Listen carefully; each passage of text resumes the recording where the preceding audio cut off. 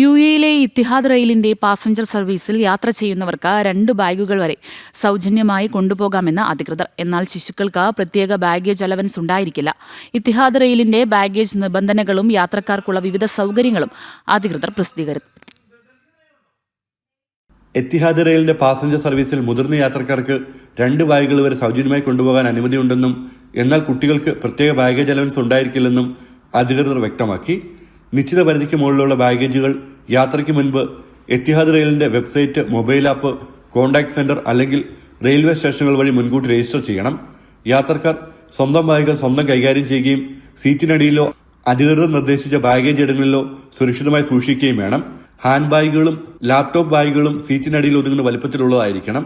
Cabin ബാഗേജിന് പരമാവധി 55 centimetre ഉയരവും 40 centimetre വീതിയും 23 സെന്റിമീറ്റർ ആഴവുമാണ് അനുവദിച്ചിട്ടുള്ളത്. ഈ മാനദണ്ഡങ്ങൾ പാലിക്കാത്ത ബാഗുകൾ അധിക ബാഗേജായി പരിഗണിക്കപ്പെടും. യാത്ര കൂടുതൽ സൗകര്യപ്രദമാക്കാൻ സൗജന്യ വൈഫൈ, ഓരോ സീറ്റിലും USB charging point, Arabic, English ഭാഷകളിൽ തത്സമയ യാത്രാ വിവരങ്ങൾ എന്നിവയും യാത്രക്കാർക്ക് ലഭ്യമാക്കും. ആധുനിക സൗകര്യങ്ങളും വ്യക്തമായ ബാഗേജ് മാർഗനിർദ്ദേശങ്ങൾ ഉൾപ്പെടുത്തി സുരക്ഷിതവും സുഖപ്രദവുമായ യാത്രാനുഭവമാണ് എത്തിഹാദ് റെയിൽ യാത്രക്കാർക്ക് ഒരുക്കുന്നതെന്ന് അധികൃതർ അറിയിച്ചു. ജനം, ദുബായ്.